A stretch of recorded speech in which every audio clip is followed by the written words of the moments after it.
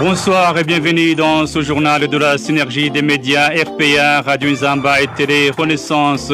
Ce journal de la synergie des médias sera consacré sur la représentation des femmes dans les institutions que dit la Constitution burundaise. Dans ce journal, vous allez suivre le point de vue des uns des autres. Ce journal de la synergie des médias vous est présenté par et Jean-Baptiste Bileha. La mise en onde est assurée par Lissi Kabera, Jospin Douimana et Steve Nyungeko à la caméra. La réalisation de ce journal est assurée par Emmanuel Nyungeko. Bonsoir et bienvenue. Les femmes ne sont pas suffisamment représentées dans les organes de prise de décision au Burundi. Dans certains organes, les femmes n'atteignent pas 10%. Le point avec Eloge Emesha.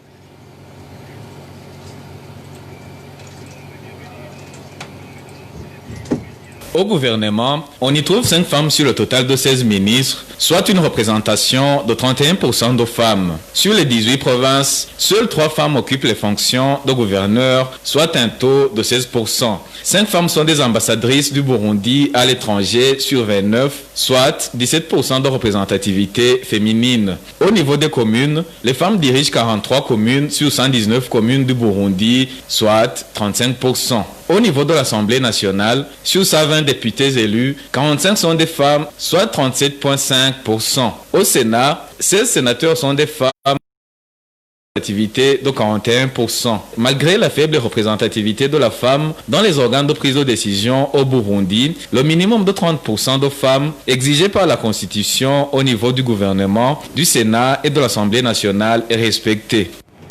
Merci Eloge Divin Remecha. La Constitution burundaise et les autres lois y afférentes ont prévu des dispositions accordant la représentation des femmes dans les instances dirigeantes du pays à hauteur de 30%.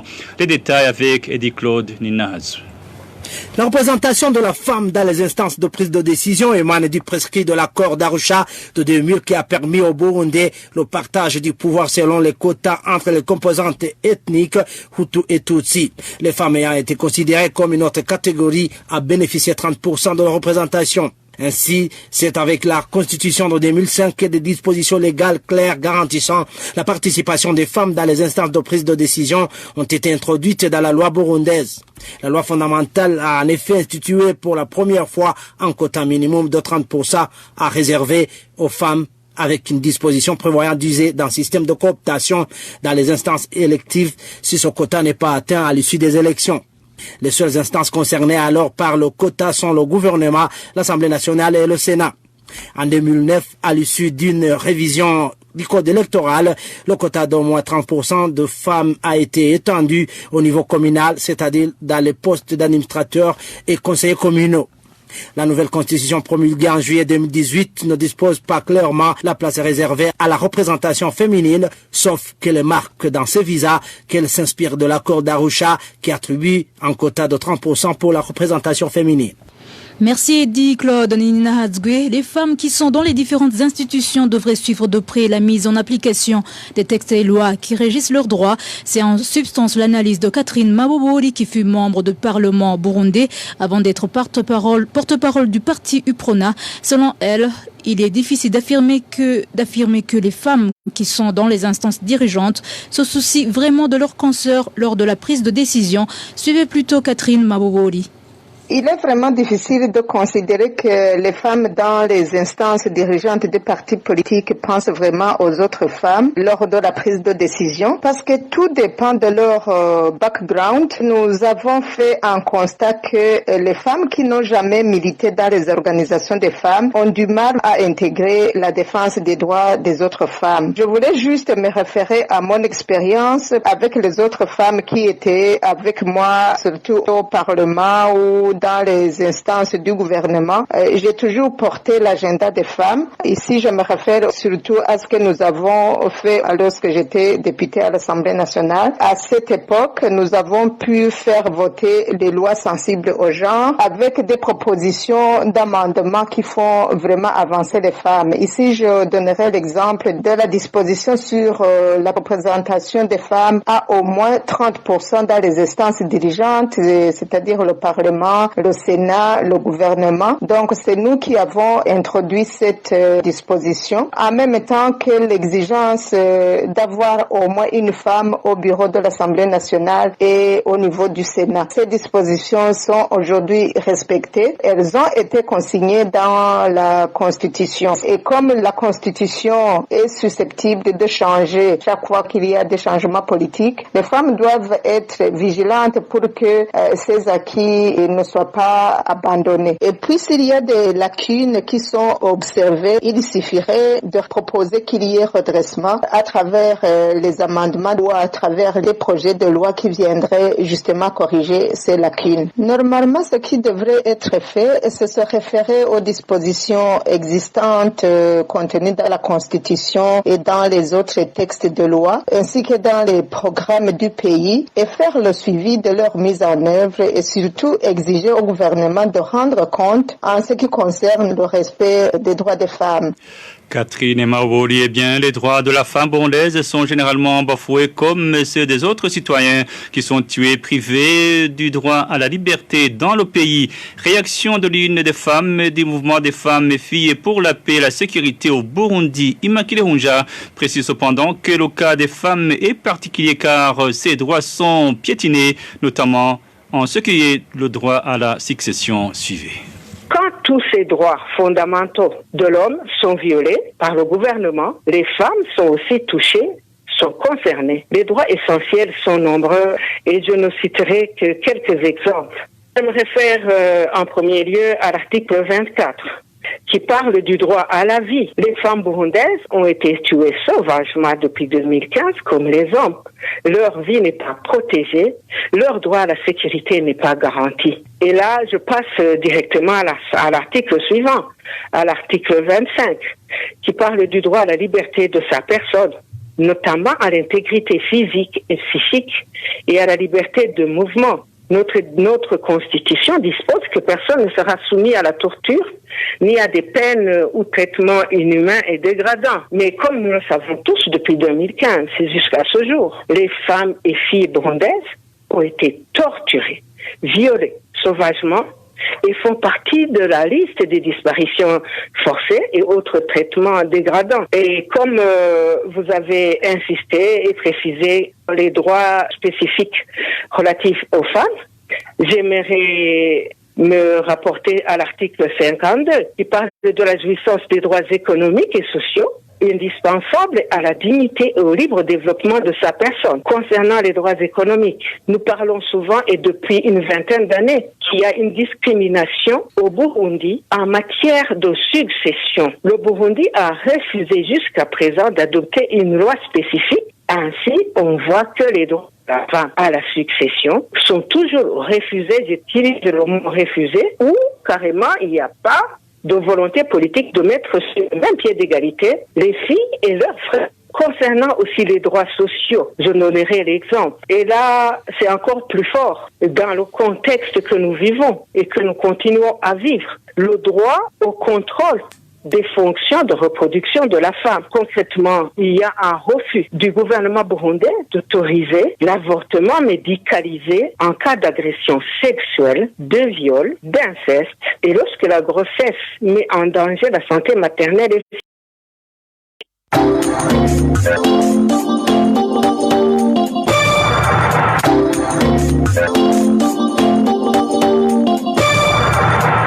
Vous suivez toujours le journal de la synergie des médias. Les filles doivent d'abord être admises nombreuses à l'école, de même qu'elles doivent s'imprégner dès le bas âge de l'importance de la femme comme décideur. C'est entre autres la solution que suggère Frédéric Bamvuginyumvira, ancien vice-président de la République. Il constate par ailleurs que les femmes ont été presque oubliées au sommet des institutions actuelles. Suivez Frédéric Bamvuginyumvira. C'est une question très difficile, très délicate et qui comporte plusieurs aspects. Le premier aspect, c'est d'abord le choix de la femme qui doit être en telle position. Évidemment, c'était le slogan du CNDD-FDD parce que dans le temps, on avait vu qu'on a eu des vice-présidents dames, on a eu un président de l'Assemblée dames, et donc on a eu des vice-présidents de l'Assemblée nationale dames. Je crois que quelque part, il y a quand même des évolutions. Dans notre pays, les femmes atteignent facilement 52% de la population, donc ce qui fait qu'ils sont plus nombreuses par rapport aux hommes. La logique a dicté qu'ils soient aussi nombreuses dans tous les secteurs de la vie nationale. Le deuxième aspect, c'est l'aspect formation. Dans notre pays surtout, mais les femmes de poursuivre de longues études. Parce que à partir de là, ils pourraient absolument jouer de grandes responsabilités dans la gestion de l'État. Je considère qu'aujourd'hui, la femme doit comprendre qu'elle doit sortir de la culture burundaise et aller se former et pour qu'elle puisse être capable aussi de servir comme les hommes. Frédéric Wamvula, tant que les femmes ne reçoivent pas une éducation de qualité comme les garçons et qu'elles accèdent à d'autres postes, elles ne vont pas évoluer. Charles Tigé, président du parti Prona non reconnu par le pouvoir, ajoute aussi que le chiffre de 30% au gouvernement est insuffisant parce que les femmes sont plus nombreuses dans le pays. Suivez Charles Tigé. La Constitution prévoit que les femmes occupent au minimum 30% au gouvernement, à l'Assemblée nationale, au Sénat. Pour moi, c'est insuffisant. Il faut que la femme puisse accéder à ce qu'on appelle les capitaux, c'est-à-dire le capital culturel, avoir la formation qu'il faut au même niveau que les garçons, parce que ce sont ces espaces qui permettent aux femmes d'avoir une autonomie d'action et de pensée, qui leur permet de jouer le rôle qui devrait être la leur au niveau du fonctionnement de la gestion du pays. Donc, accès aux postes de responsabilité dans différents secteurs, les directions générales, les postes de responsabilité dans l'administration territoriale et administration centrale, pas seulement dans les postes politiques. Comme il faudrait qu'on remette en place ce qu'on appelle l'affirmative action, c'est-à-dire permettre un pourcentage inférieur aux filles pour qu'elles puissent accéder au même titre d'égalité que les garçons dans l'enseignement supérieur notamment et aux postes de responsabilité, pour les promouvoir de manière prioritaire. C'était Charles Nditije. La question de la représentation des femmes au Burundi causera toujours problème tant que cette dimension n'est pas intégrée dans la politique nationale. C'est ce que dit Pascal Nyonguru, chercheur en genre à l'université de Coventry en Angleterre.